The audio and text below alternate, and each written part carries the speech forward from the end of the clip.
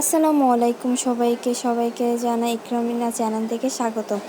তো বন্ধুরা চলে আসছি নতুন আরেকটি ভিডিও নিয়ে আপনাদের কাছে। আশা করি সবাই ভালো লাগবে। চলো বন্ধুরা চলে যাই মূল রেসিপিতে। এই যে বন্ধুরা দেখো, আমি চুলায় একটা প্যান বসিয়ে দিয়েছি। এই প্যানটি একটু গরম হতে দেব। প্যানটি গরম হয়ে গেলে আমি এতে দিয়ে দেব আমার বাসায় ফ্রোজেন করে রাখা গরুর দুধ।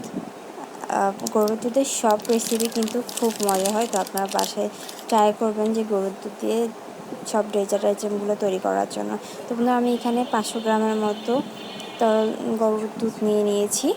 তো বন্ধুরা দেখো, দুধগুলো বরফ ছেড়ে গেছে, অনেকটি বরফ চলে আসছে। এখন আমি এতে দিয়ে দিব বাকি উপকরণগুলো। তো বন্ধুরা আমি এতে দিয়ে দিচ্ছি 2 টেবিল চা চামচ ফুল ক্রিম পাউডার দুধ, 1 টেবিল চামচ বড় চামচে 1 টেবিল চামচ দিয়ে দিচ্ছি চিনি, স্বাদটা আপনাদের পরিমাণ করে। আর দিয়ে দিচ্ছি সামান্য পরিমাণে লবণ স্বাদ অনুযায়ী। এখানে দিয়ে দিচ্ছি আমি 2 এলাচ আর 2 তেজপাতা ছেড়ে দিচ্ছি। বেশি মশলা আমি এখানে ইউজ করিনি, বেশি মশলা ইউজ করলে অনেকে খেতে পছন্দ করে না। তো বন্ধুরা আমি সব উপকরণ একসাথে ভালোভাবে মিক্স করে নিচ্ছি।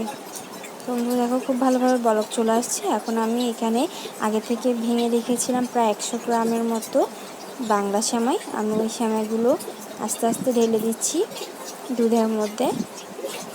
তো বন্ধুরা এখন আমি খুব ভালোভাবে সেমাইগুলো নেড়েচেড়ে মিক্স করে নিব দুধের সাথে। বন্ধুরা দেখো, আমি খুব ভালোভাবে দুধের সাথে মিক্স করে নিয়েছি সেমাইগুলো। এখন আমি এতে দিয়ে দিচ্ছি কিছু পরিমাণ বাদাম আর কিছু পরিমাণ কিশমিশ। বন্ধুরা আমি এখানে দিয়ে দিয়েছিলাম নারকেল কোড়ানো, আমি এটা দেখাতে পারিনি। তো বন্ধুরা এই যে আমার সেমাই প্রায় রান্না হয়ে আসছে। আমি এখন চুলাটা অফ করে দেব। অফ করে পরিবেশন করে আমি ফিরে আসছি। তো বন্ধুরা দেখো, এই যে আমি পরিবেশন করে ফিরে আসছি। দেখো মাশাআল্লাহ, দেখতে খুবই সুস্বাদু লাগছে, খুবই মজার একটা রেসিপি। তোমরা অবশ্যই বাসায় ট্রাই করবে। আর এই রেসিপিটা যদি ফ্রিজ থেকে বের করে ঠান্ডা ঠান্ডা খাও, তাহলে তো মন প্রাণ দুটি জড়িয়ে যাবে। তো বন্ধুরা আমার এমন রান্না যদি তোমাদের আরও পেতে চাও, আমার চ্যানেলটা সাবস্ক্রাইব করে আমার পাশে থাকো। ততক্ষণ সবাই ভালো থেকো, সুস্থ থেকো। আল্লাহ হাফিজ।